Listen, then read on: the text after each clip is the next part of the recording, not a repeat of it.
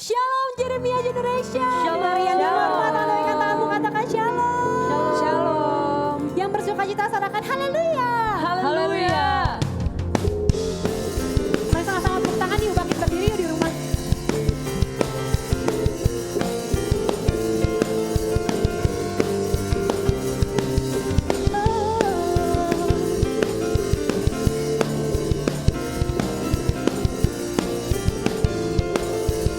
Mari sama-sama nyanyikan lagu ini, katakan kau Tuhan. Kau Tuhan yang mulia, turun ke dunia untuk tebus segala dosa. Kau beri keselamatan, beri kesempatan, kasih-Mu mengubahkan. Jika ku akui semua dosaku, maka Kau adalah setia dan adil. Kau kan mengampuni dan sucikan dari segala yang jahat. Tak mau ku hidup bagi dunia ini lagi. Tak ingin kompromi, tak ingin lakukan hal yang dapat tegakkan hatimu. Tak mau ku hidup di luar tuntutan takdirmu yang telah bebaskanku. Yesus, kebenaran-Mu adalah pilihanku. Mari sama-sama tepuk tangan, katakan haleluya. Sama-sama katakan, Kau Tuhan yang mulia, turun ke dunia untuk tebus segala dosa. Kau beri keselamatan, Kau beri keselamatan, beri kesempatan, kasih-Mu sama-sama angkat tanganmu, katakan, jika ku akui semua dosa, Kau adil, maka Kau adalah setia dan adil. Kau kan mengampuni dan sucikan dari segala. Sama-sama katakan one, two,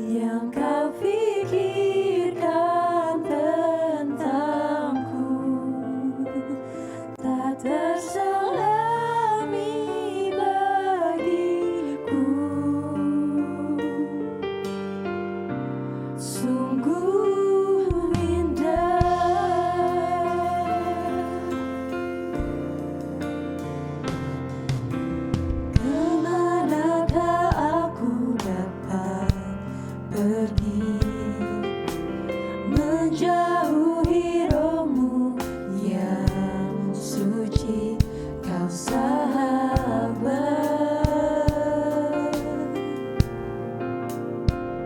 dan kau dekat.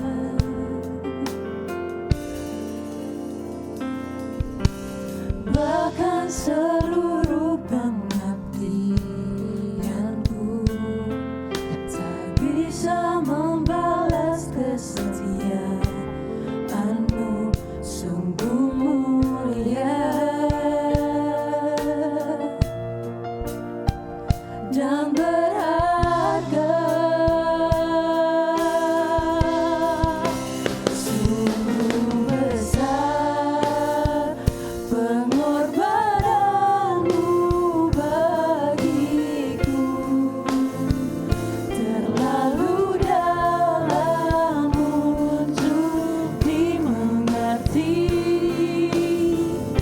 Sungguh besar, sungguh indah yang kau pikirkan tentangku, tak terselami bagiku. Sungguh indah,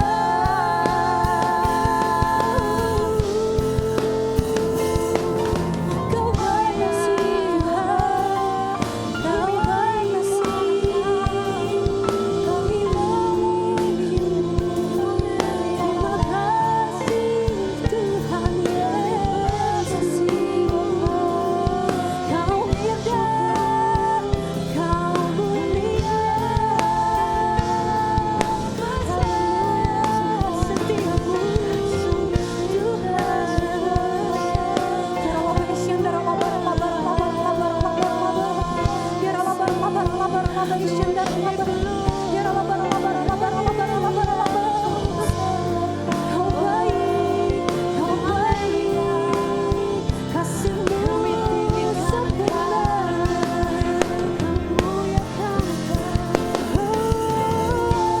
setiamu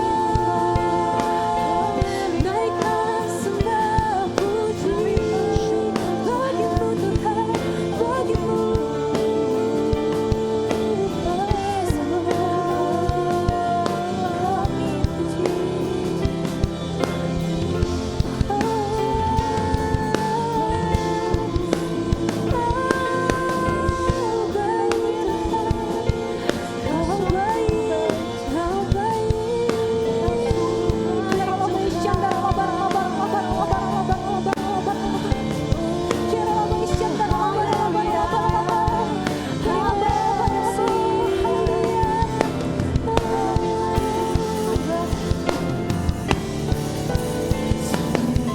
Besar pengorbananmu bagiku, terlalu dalam untuk dimengerti. Sungguh besar, sungguh indah yang kau pikirkan tentangku, tak terselami bagiku. Sungguh indah, sungguh besar pengorbananmu bagiku, terlalu dalam untuk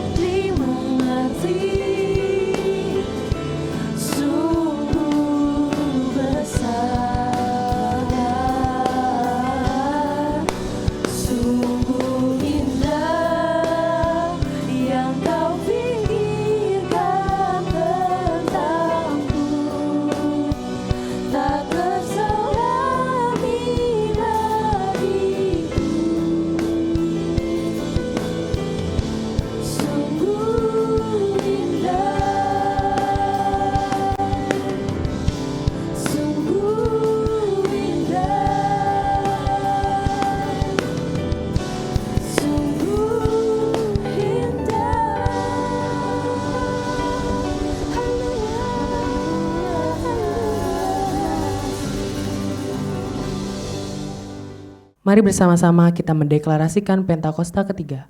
Pentakosta ketiga adalah pencurahan Roh Kudus yang dahsyat di zaman now, melebihi yang terjadi di Azusa Street. Pentakosta ketiga akan mengakibatkan penuaian jiwa yang terbesar dan yang terakhir sebelum Tuhan Yesus datang kembali. Pentakosta ketiga akan membangkitkan generasi Yeremia, yaitu anak-anak muda yang dipenuhi Roh Kudus, cinta mati-matian kepada Tuhan Yesus, tidak kompromi terhadap dosa, dan akan bergerak untuk memenangkan jiwa.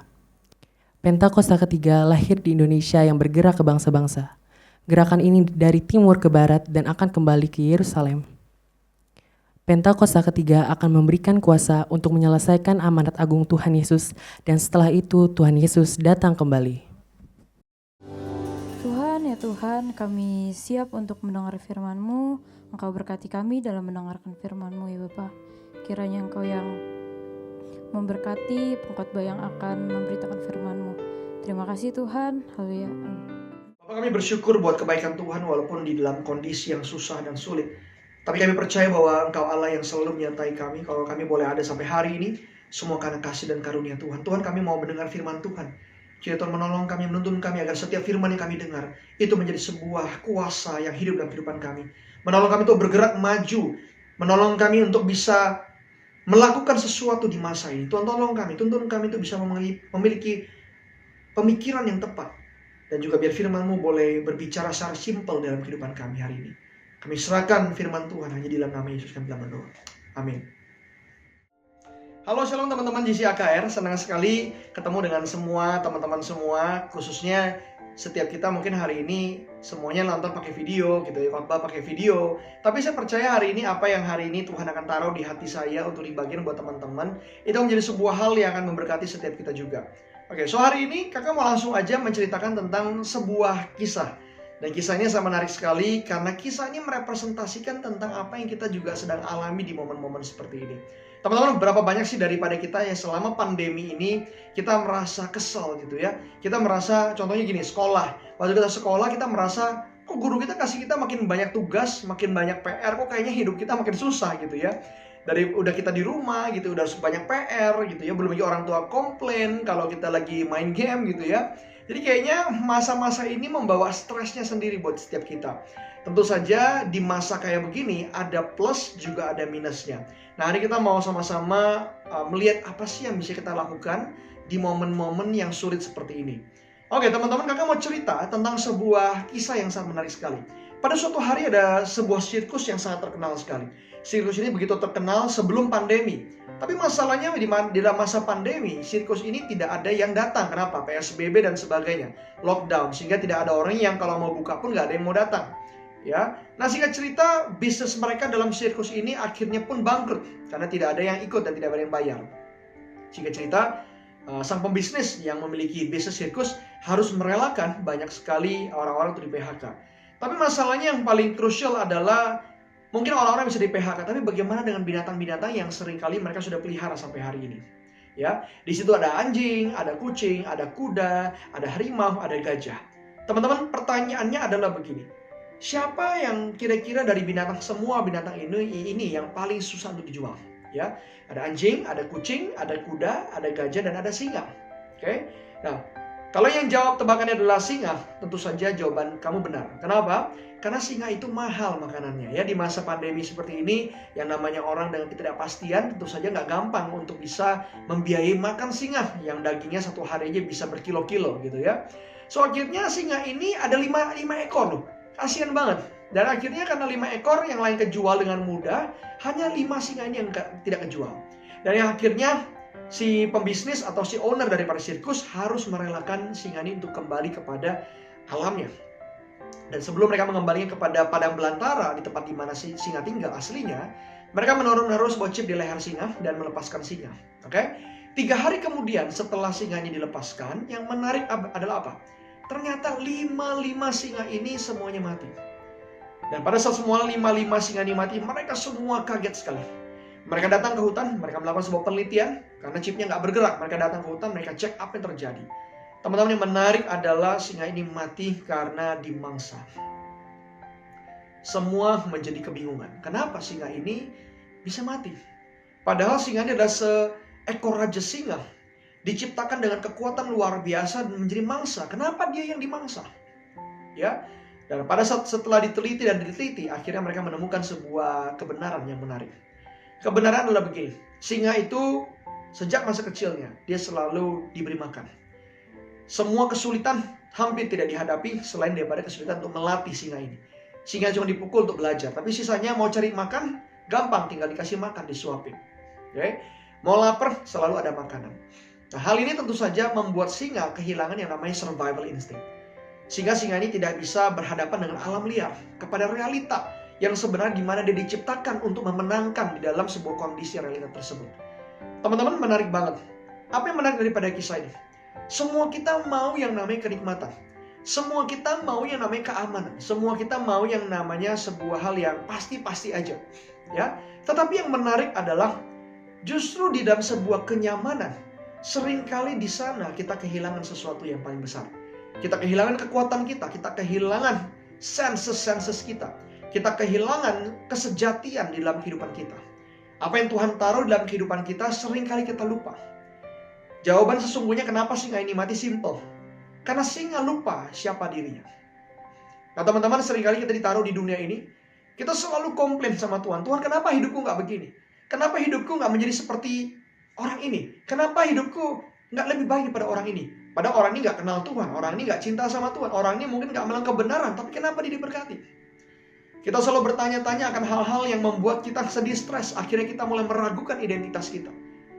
Teman-teman, dengar baik-baik bahwa pandemi ini merugikan banyak orang. Tapi untuk orang-orang yang mengerti bagaimana caranya untuk berespon kepada pandemi ini, maka kita akan menjadi menang dan kita akan belajar sesuatu. Bahkan kisah kita di masa pandemi akan menjadi sebuah kisah yang menjadi inspirasi bagi banyak orang. Hari kita bicara tentang yang namanya kecantikan di tengah-tengah hal-hal yang tidak pasti.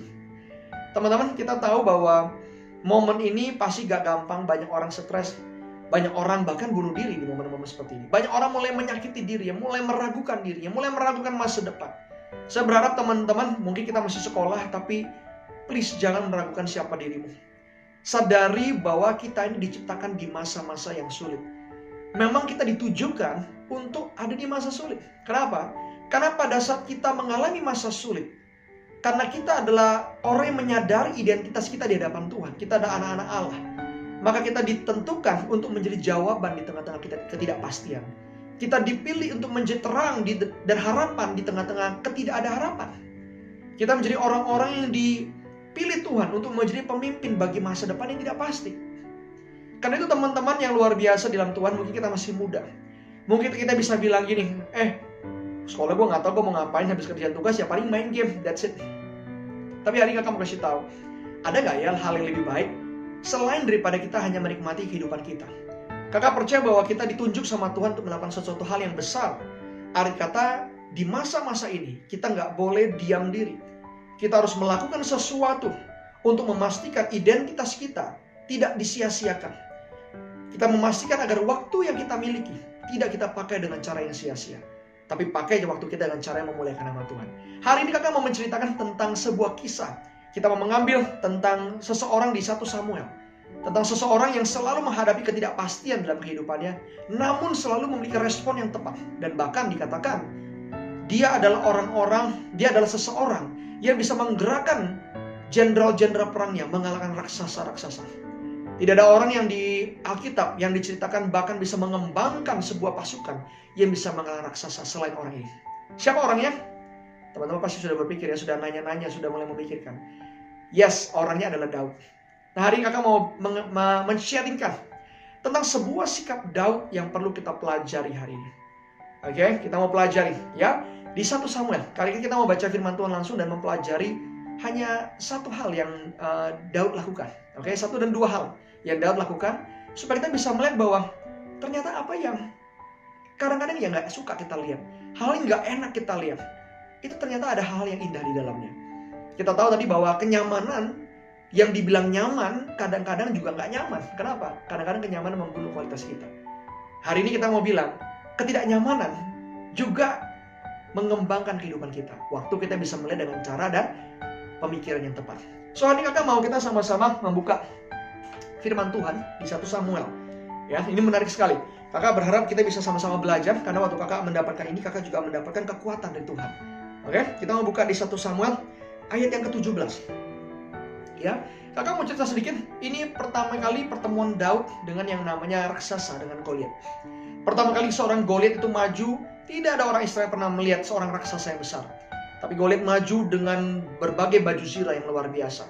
Dari atas sampai kaki semuanya perlindungannya sempurna, bisa dibilang. Dan pada satu di firman Tuhan katakan di 1 Samuel 17, semua orang Israel pun ketakutan. Semua orang Israel pun gentar. Sehingga di Alkitab sendiri mengisahkan sebuah momen di mana adanya sebuah kekosongan waktu karena orang Israel berunding siapa yang harus maju untuk melawan Goliat. Karena Goliat bilang, kalau ada yang bisa mengalahkan Goliat, maka Filistin akan tunduk kepada Israel dan sebaliknya.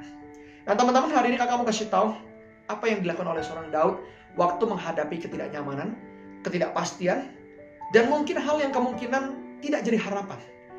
Ya, apa yang Daud lihat sehingga hal ini penting sekali sampai membuat dia terus menjadi pribadi yang menang dalam setiap pertarungan dan peperangan. Oke? Di sini kakak mau baca. Goliat sudah datang waktu itu, ya, semua tentara Israel ketakutan. Kebetulan Daud lagi nganter makanan untuk kakaknya. Oke? Akhirnya Daud lagi datang, Daud tahu Goliat lagi mengatakan sesuatu hal yang mengintimidasi orang Israel. Daud sangat tahu sekali dan mendengar apa kata Goliat. Lalu Daud ingin mengkonfirmasi dengan orang lain, sebenarnya apa sih yang Goliat ini lagi katakan. Okay? Lalu di ayat yang 17, ayat yang ke-27, dia nanya sama rakyat. Ini apa yang rakyat ya dia bertanya di ayat yang 26. Apa sih yang kira-kira pada saat kalau saya bisa, ada orang yang bisa mengalahkan si raksasa ini gitu ya, apa sih yang kira-kira akan didapat gitu ya, dan siapa orang Filistin ini berani mencomot barisan Allah. Ini kata Daud mulai tanya sama semua orang di area sana ya. Dan ayat 28, waktu Daud lagi rajin bertanya tentang masalah yang lagi dihadapi, orang selalu membawa, orang yang lain membawa masalah, Goliat begini, Goliat begitu dan sebagainya. Ini Daud datang dengan dikasih masalah terus ya. Dia mendapatkan bad news bahwa ini adalah tantangan yang sulit yang semua orang ketakutan. Akhirnya waktu Daud lagi berbicara, tiba-tiba datanglah siapa nih? 28. Ketika Eliab kakaknya yang tertua mendengar perkataan Daud kepada orang-orang itu, bangkitlah amarah Eliab. Nah, ini menarik teman-teman, dengar ya. Ya, sambil berkata kepada Daud, "Mengapa engkau datang? Dan pada siapakah kau tinggalkan kambing domba yang 2-3 ekor itu di padang gurun? Aku kenal sifat pemberanimu dan kejahatan hatimu. Aku datang kemari dengan maksud melihat pertempuran." Ya, nah, teman-teman dengar baik-baik. Kita ini kepingin melakukan sesuatu pada saat ada hal yang tidak baik. Kita mau cari informasi, kita mau melakukan sesuatu. Minimal bertanya. Waktu Daud datang dengan pertanyaan, dengan harapan dia mau tahu dan ingin melakukan sesuatu yang baik di dalam ketidakhada harapan ini. Ya, waktu dia mulai bertanya, apa yang menarik? Kakaknya sendiri bilang, "Kamu jahat, hatimu jahat.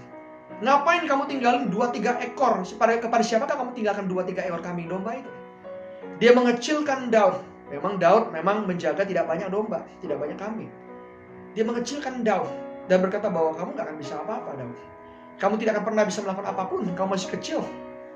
Ngapain kamu datang ke tempat sini? Ya, teman-teman, seringkali pada saat kita mendapatkan tantangan dalam kehidupan kita, kesulitan. Ya, waktu kita mau menyelesaikannya, seolah-olah ada orang gak percaya sama kita. Waktu kita lagi ada di dalam area pandemi ini, ya, seolah-olah pandemi ini ngomong sama kita, lu gak bisa apa-apa selain lu cuma jalani hidup lu aja. Tapi apa yang menjadi respon Daud waktu Daud dikecilkan? Seolah-olah orang kakaknya sendiri mengecilkan Daud. Mungkin ada orang-orang kita percaya gitu ya, waktu kita melakukan hal yang baik, kita dikecilkan. Tapi apa yang Daud lakukan dalam respon? Ya, ini menarik sekali teman-teman di ayat yang 29. Tapi jawab Daud, "Apa yang kau perbuat? Hanya bertanya saja," kata Daud. Lalu ayat yang ke-30. "Lalu berpalinglah ia daripadanya," berpaling kepada kakaknya Eliab ya, nggak melihat Eliab lagi, ya, "dan menanyakan yang sama, dan rakyat memberi jawab dengan kepadanya seperti tadi." Teman-teman, kakak mau kasih tahu hari ini, Daud menarik sekali. Waktu ada situasi yang dia tahu sulit, susah diselesaikan, waktu dia ketemu sama orang-orang yang dianggap bisa memerhatikan dia, orang juga gak percaya sama dia. Orang ini juga mengecilkan dia, bahkan bilang, kesusahan kamu tuh gak akan bisa kamu selesaikan. Mungkin orang bilang bahwa hidupmu sia-sia. Di masa pandemi ini saatnya cuma santai aja. Nggak usah ngapa-ngapain. Toh kita adalah korban daripada pandemi. Kita adalah korban daripada COVID-19. Tapi Daud tidak pernah melihat dirinya sebagai korban. Dengar baik-baik. Daud melihat diri dengan cara berbeda. Makanya Daud dikatakan di sini apa? Ayat ke-30 ya. Dia berpaling daripada Eliab kakaknya. Apa maksud daripada firman ini? Maksudnya begini. Kalau kita mau menjadi orang yang melihat keindahan di dalam semua hal-hal yang mungkin kurang nikmat hari ini, yang perlu kita lakukan adalah refocus. Bukan melihat apa yang selama ini dunia kasih lihat sama kita, tapi belajar untuk mengganti fokus. Apa yang hari ini dunia katakan tentang kita bahwa kita adalah korban, mulainya mengganti cara pandang kita bahwa gue bukan korban daripada corona, tapi gue adalah orang-orang yang akan membawa jawaban di tengah-tengah ketidakpastian di dalam kondisi saat ini. Gimana sih caranya supaya kita bisa membawa sesuatu yang baik dan positif di momen-momen saat ini? Teman-teman, sadari bahwa kita ada di sebuah masa yang gak pernah kita alami di dalam masa-masa sebelumnya. Yaitu apa? Waktu yang bisa kita kendalikan sendiri. Kita dengan nyaman, dengan buka kamera gitu ya. Ada juga gak buka kamera kalau lagi sekolah. Kita bisa punya waktu yang bisa kita kendalikan. Mau malas, mau rajin, it's up to you. Paling mama papa ngoceh gitu ya. Tapi yang paling menarik adalah gini. Minimal kalau kita nggak ke sekolah, kita hemat perjalanan. Antara setengah jam sampai 1 jam. Ya, kita lebih banyak bisa ngapa-ngapain. Mungkin lesnya juga terbatas, banyak les yang juga diputuskan. Teman-teman, kakak mau kasih tahu gini. Waktu kita hanya memfokuskan diri kita sebagai korban. Aduh, kok PR-nya banyak sih? Kok guru malah kasih tugas yang banyak sih? Kok susah banget sih? Makanya sekarang gara-gara corona makin susah. Waktu kita melihat diri kita sebagai korban, yang dimana dunia akan selalu menaruh masalah di dalam mata kita. Waktu kita selalu mengiyakan masalah sebagai bagian dalam kehidupan kita, maka kamu tidak akan menjadi seorang pemenang di dalam kehidupanmu. Kamu akan menjadi bagian, the part of the problem. Tapi kalau hari ini kamu hidup dalam firman Tuhan, kamu tahu identitasmu. Kamu adalah seekor singa yang sadar bahwa ketidaknyamanan adalah sesuatu yang mengembangkan identitasmu, mensejatikan, mengikis segala sesuatu yang salah dan meninggalkan identitas Kristus dalam kehidupanmu. Maka kamu akan menjadi seseorang yang berbeda. Cara pandangmu beda. Waktu Daud dikasih tamparan bahwa kamu gak mampu, Daud bilang, orang bilang kamu adalah korban dari segala sesuatu. Ya, kakaknya bahkan bilang, Daud lu gak bisa apa-apa, dikasih tamparan realitas kehidupan dunia ini. Tapi Daud bukan melihat kepada realita dunia, tapi dia melihat kepada identitas Allah yang Allah taruh dalam kehidupannya. Guys, hari ini kakak cuma kasih tahu, banyak hal yang gak nyaman dalam kehidupan kita, banyak ketidakpastian dalam kehidupan kita, tapi semua tergantung dalam kehidupan kita. Maukah kita kembali kepada identitas Allah dan melihat realitas ini tetap ada? Yes, COVID memang merugikan banyak hal. COVID membuat kita susah, makin banyak PR, makin banyak tugas. Tapi sadari baik-baik, orang-orang yang punya fokus yang tepat, mereka akan melihat raksasa-raksasa yang datang, bukan untuk mengalahkan mereka, tapi untuk menjadi ajang kemenangan mereka di dalam apa yang mereka hadapi hari ini. Kita mungkin boleh mendapatkan realita yang susah, yang sulit, yang mungkin berat bagi dalam kehidupan kita, membuat kita lemah kelihatannya. Tapi sadari, tidak ada pemenang tanpa pertandingan. Tidak ada pahlawan tanpa peperangan. Kalau hari ini Tuhan percayakan kita tantangan-tantangan yang sulit, mungkin hari ini kita jadinya makin malas. Kita mulai mengiyakan bahwa kita adalah korban dari segala sesuatu. Stop. Hari ini mungkin kita ada dalam kondisi yang gak pasti. Mungkin hari ini kita kayak kebingungan. Tapi kakak kasih tahu, sebagai anak muda kamu bisa melakukan banyak hal. Minimal kalau kamu mau change your focus, jangan lihat ini semua gara-gara COVID. Ini gara-gara kamu kalau kamu gak mulai ambil keputusan untuk mengisi waktu-waktumu dengan bijaksana. Seperti kata firman Tuhan katakan bahwa kau harus membangun waktu-waktumu dengan bijaksana. Menghitung hari-harimu dengan bijaksana. Karena hari itu akan terus berjalan. Waktu akan terus berjalan tanpa menunggu setiap kita. Ingat, jangan sampai ketidakindahan, ketidaknyamanan membuat kita lupa siapa kita dan membuat kita fokus bahwa kita adalah korban. Tapi tolong diri kita sendiri, karena kita sadar kita adalah anak Allah. Sadari bahwa setiap masalah yang datang dalam kehidupan kita adalah sebuah ujian untuk membuat kita bisa menang dari segala sesuatu. Jangan lupa bahwa kita adalah orang terpilih. Dan hari ini teman-teman, ayo dong pakai waktu kita untuk apa sih? Untuk belajar hal baru. Sekarang udah banyak namanya course di online. Lakukan itu, belajar itu, coba hal tersebut. Supaya kita jangan berhenti kepada hal-hal yang membuat kita cuman jatuh di dalam ketidakproduktivitas. Kita cuma lemah, kita cuma santai, yang ujungnya kita cuma membiasakan diri kita untuk nyaman.